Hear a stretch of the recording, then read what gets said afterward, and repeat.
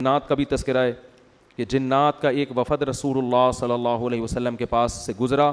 انہوں نے جب قرآن سنا تو اپنی قوم کو جا کے تبلیغ کی اور کہنے لگے یا قومنا انا سمعنا کتابا انزل من بعد موسیٰ, ایسی کتاب سنیے جو موسیٰ کے بعد نازل ہوئی ہے. وہ جنات تورات بھی جانتے تھے.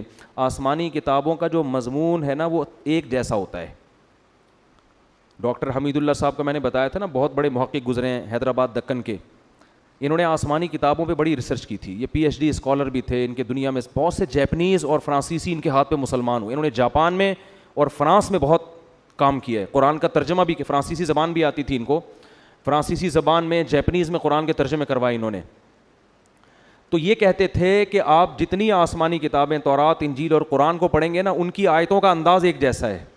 اس سے بھی پتہ چلتا ہے کہ یہ تینوں کس کا کلام ہے؟ اللہ کا کلام ہے. انداز سب کا ایک جیسا.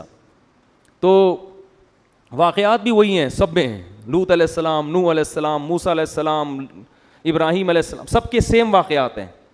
حتیٰ کہ میں نے خود کچھ اسٹڈی کی ہے تورات کی اور انجیل کی, اس میں لوط علیہ السلام کا واقعہ سیم اسی طرح لکھا ہوا ہے. لوط علیہ السلام کہہ رہے ہیں نا کہ ان لڑکوں سے بدفعلی کیوں کر رہے ہو, میری قوم کی بیٹیوں سے نکاح کیوں نہیں کرتے؟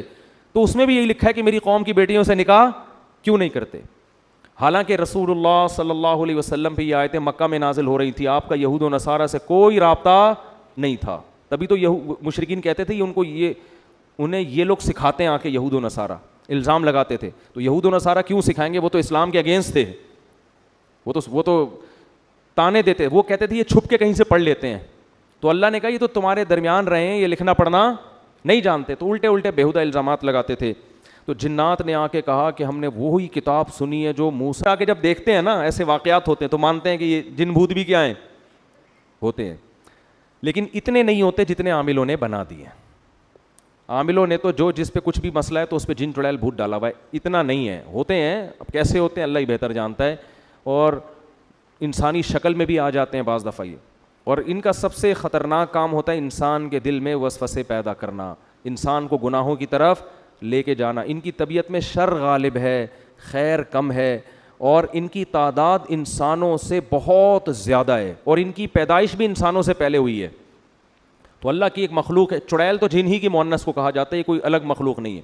جن کی انسان سے شادی بھی ہو جاتی ہے اور اولاد بھی ہو جاتی ہے, لیکن یہ کبھی بھی اس کی تمنا بولو مت کرنا. مرد کی بھی جنیہ عورت سے شادی ہو جاتی ہے. تبھی فقہا نے اس کے احکام لکھے ہیں کہ مرد کے لیے کسی جنیہ سے شادی جائز ہے یا نہیں. تو فقہا لکھتے ہیں کہ یہ عمل انسان کے لیے, بولو نا بھائی, ناجائز ہے, کیونکہ جنس الگ الگ ہے. اب آپ کیسے ہو جاتی ہے, اس کی کوشش قطن, کیونکہ جن کی جنیہ سے شادی ہوئی نا ان کے بیڑا غرق ہو گیا ہے. وہ جنیہ کو یہ انسان اب افورڈ نہیں ہوتی, تو جنیہ کو کون افورڈ کرے گا. لیکن چونکہ فقہا نے ایک مسئلہ بیان کیا, اس لیے میں نے بتا دیا کہ اس بات کا امکان موجود ہے. بعض دفعہ ایسے ہوتا ہے کوئی جنیہ جو ہے کسی پہ عاشق ہو جاتی ہے, اس کو مجبور کر کے پھر اپنے ساتھ اس سے نکاح کرتی ہے, لیکن پھر وہ اس کے حالات بہت اس بندے کے خطرناک ہوتے ہیں. وہ بیچارہ ہڈیوں کا ڈھانچہ بن کے بالآخر انا للہ و انا الیہ راجعون. میں نے ایسے لوگ دیکھے ہیں جن پہ جنیہ عاشق تھی. ایک دفعہ تبلیغ جماعت آئی, وہ بیچارہ ایک تبلیغ میں بہت نیک آدمی, وہاں بمبئی میں کہیں پتہ نہیں کسی ایسے فلیٹ میں جا کے ٹھہر کے جہاں لوگوں نے منع بھی کیا ہوا تھا. وہ میں واقعہ سناتا ہوں نا. ایک آدمی بڑا فنٹر بنا ہوا تھا. کسی نے کہا بھائی یہ فلیٹ عرصہ دراز سے خالی ہے, اس میں جنات ہیں. اس نے کہا بھائی جن ون کچھ نہیں ہوتا. میں بہادر جا کے دروازہ بجایا, ہاں بھائی کوئی ہے؟ اس نے کہا ہاں ہوں. سنا یار یہاں کوئی جن ون رہتا ہے؟ کہہ رہا ہے میں تو 500 سال سے رہ رہا ہوں, مجھے تو ابھی تک کوئی نہیں ملا. یہ بے ہوش ہو کے گر گیا. اس نے کہا بھائی 500 سال سے کوئی انسان تو رہ نہیں سکتا.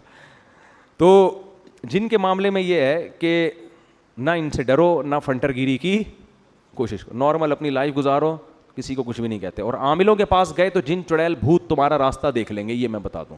عامل جہاں سونگ کے جائے گا نا 25-30 جنات وہاں چھوڑ کے جائے گا. وہ عاملوں کے سانس سے یہ جو ہے نا سونگ کے ہی وہاں پہنچ جاتے ہیں. یہ ان کو پتہ ہوتا ہے یہاں ہماری دکان چلے گی, کسی عامل کو گھر میں نہیں آنے دو کبھی.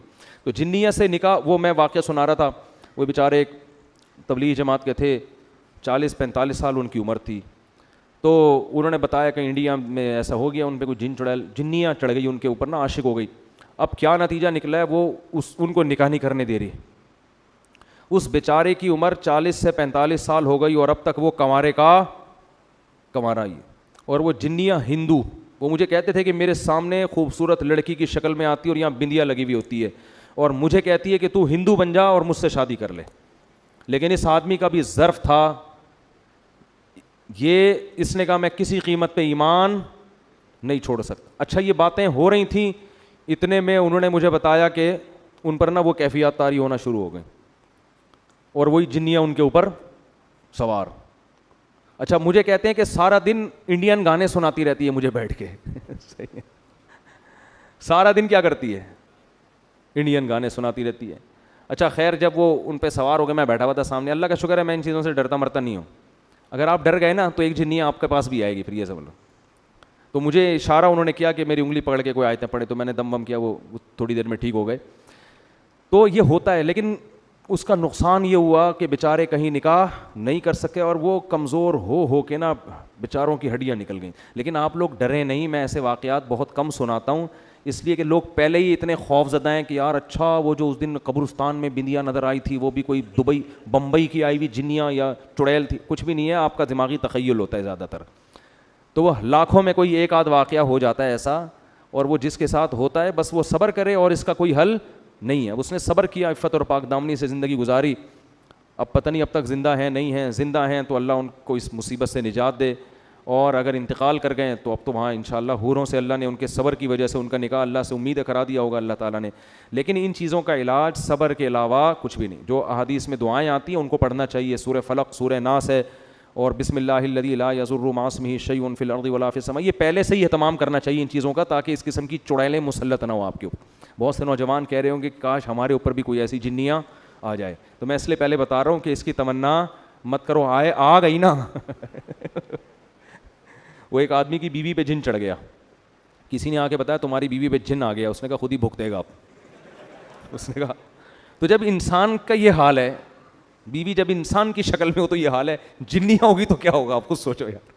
لوگ جنات کو اپنی بیویوں سے ڈرا رہے ہیں, تو اور بیوی اگر جن ہو اس کو کس سے ڈراؤ گے؟ وہ تو بہت خطرناک ہوتی ہے بھائی. تو اس لیے اس کی تمنا نہ کہ مسئلہ آ گیا تو میں نے بتا دیا. ہم نے کہا چلو قرآن میں جنات کا تذکرہ ہے تو سرے دس یہ بھی ہو جائے. ورنہ میں کوشش کرتا ہوں جن چیزوں کا ہماری پریکٹیکل لائف سے تعلق نہیں ہے ان کو میں زیادہ چھیڑتا نہیں ہوں.